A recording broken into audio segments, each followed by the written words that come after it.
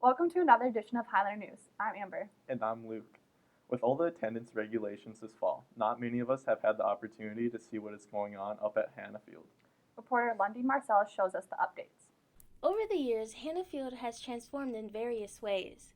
Superintendent Johnson shares these new changes. We are standing right now in our new Hannafield concession, bathroom, and ticketing area. Anytime anyone comes into any of our events, whether it's a football game or a track and field contest, they're going to come up to the ticket window. In addition to that, we have concessions and we have newly added bathrooms, 3 bathrooms, men's, women's, and a family bathroom. These are the main focuses. One being specifically our parking lot. We need to address that, and so that's something that probably needs to happen sooner than later, and then determine whether or not a softball field is something that still fits relative to our future planning of Hannafield. Reporting for Highlander News, this is Lindy Marcellus. Reporter Abby Peterson introduces us to our new choir instructor. Mr. Reeves has lived all over. I was born in Texas and then lived in Michigan and then Costa Rica and Argentina and then Georgia and then Florida and then Alabama and then Florida again before I came to North Dakota. He has many fun facts about himself. My parents were missionaries, and so I grew up speaking Spanish and a Hispanic culture. I have 6 kids. They're all grown and married. I have number 14 grandchild on the way. I'm an avid Star Trek fan. I love to fish. I love to ride a motorcycle. In fact, a couple of summers ago, I rode my motorcycle all the way up from Florida, so that was fun. Mr. Reeves has a few plans for the choir. I'm really excited about what's happening within the choirs at Valley City High School. Down the line, we might add a junior high show choir as well. Reporting for Highlander News, this is Abby Peterson. How well do you know your teachers? Reporters Derek Deagle and Jace Thompson will put you to the test. Time for teacher trivia. Question 1. What would Miss Cloran be if she wasn't a teacher? If I wasn't a teacher, I would be a criminal investigator. Question 2. Who was Mr. Murray's celebrity crush while growing up? Well, that was a long time ago, so I had to do some research, and I was going to say, Catherine Bach, who you would know as Daisy Duke, but I'm going to go with Elizabeth Shue. Karate Kid movies, Adventures in Babysitting. Final question. How many years has Mr. Starr been teaching at VCHS? Well, I came to VCHS in 2007, so that would be pushing, 14 years now that I've been here in Valley City, but 27 almost overall. And that's all for teacher trivia. One VCHS student explains what life is like on a ranch. Reporters Luke Wendell and Cale Griebel bring you his story. Ranching has been a big part of the Cummings family. Growing up, Joe has gotten very involved. Basically my whole life, and probably the last 4 or 5 years I've been really taking a big part with the cattle. I like the responsibility of it. We have red Angus cows and we have 2 horses, and for the cows we breed them and sell the calves after about a year of them being old, and then horses we just have around to ride, and that's about it.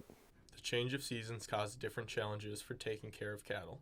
During the summer they're out in the pastures, so all we have to do is check fences and see how they're doing, but during the winter they're up here and we got to feed them every day, and we sell them, and usually the steers end up getting butchered, and heifers, depends I guess for who buys them. Calving starts happening around the end of winter, so get up and check to see if there's any new calves, and if there is, you got to go out there and tag them and make sure they're healthy and doing all right. And cold days might have to bring them in and dry them off to keep them warm, so they're doing all right.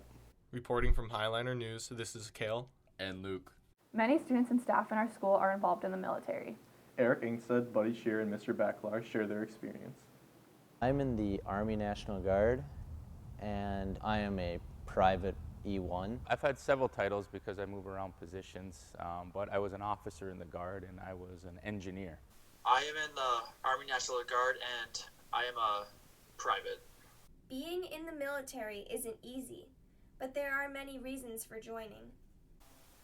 Just kind of wanted to do something with a life outside of the school and want to help out the community, want to be a part of something bigger than myself. I want the experience, and it seems like an adventure, and it seems like a lot of fun. and it pays for college. Many people are nervous to join the military, but for Mr. Bacalar, it was a perfect fit. I think the biggest fear is just that the fear of the unknown. You know, the military is going to be really tough and rigid, which it is, but at the same time, I'm somebody who likes that structure and I like that consistency, and so I think I just realized that this was for me. The military has many perks, some of which benefit your future.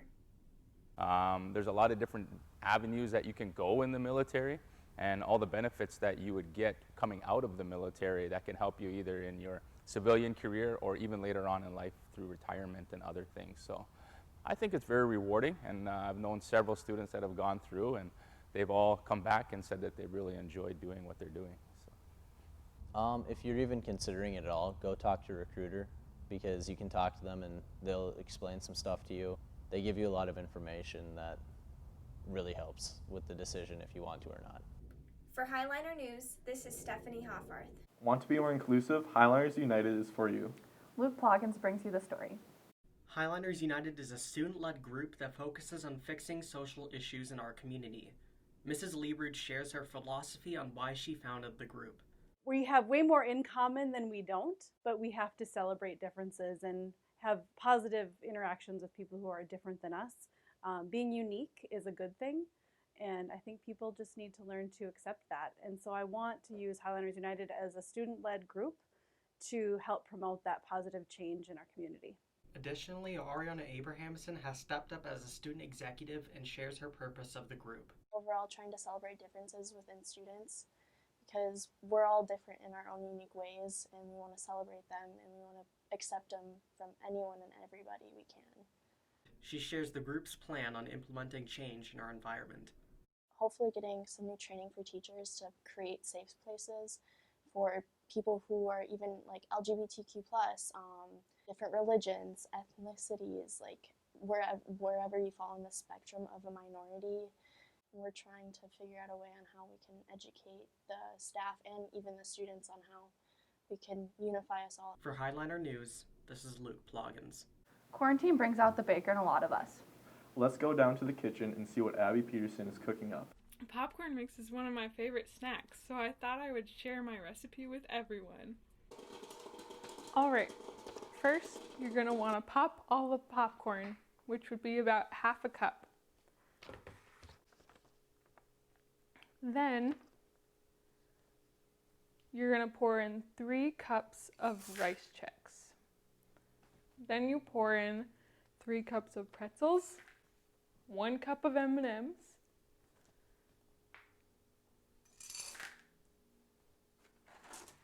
two boxes of Milk Duds, and 1 package of almond bark. Break up the almond bark, microwave it until it's melted. Start at 1.5 minutes. Mix it up, put it in for a minute, mix it up, put it in for 30 seconds. Keep going until it's all the way melted. Then you mix in the almond bark until the almond bark is evenly distributed. When the almond bark is all mixed into the popcorn mix, dump it onto the parchment paper and let it dry for about 15 minutes. Now that your treat is finished, you can just snack on it. Reporting for Highlander News, this is Abby Peterson. Every year, VCHS sophomores have to take on the LEAF project in biology class. Reporters Jordan Klein and Kira Schwab sat down with Mr. Toppin to learn more about the project. Well, the LEAF project, we've been doing it ever since I've been teaching, and it's a collection of leaves that are common in the Valley City area.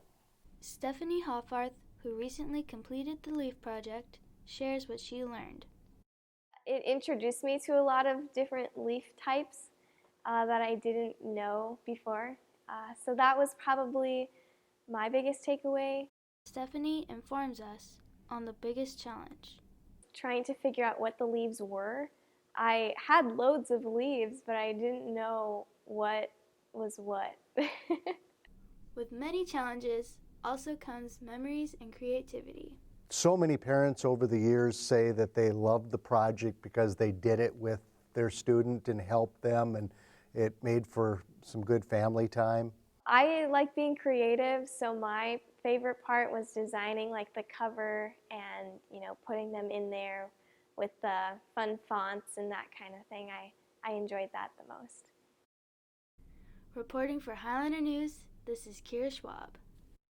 Thank you for joining us for this edition of Highlander News. I'm Luke. And I'm Amber.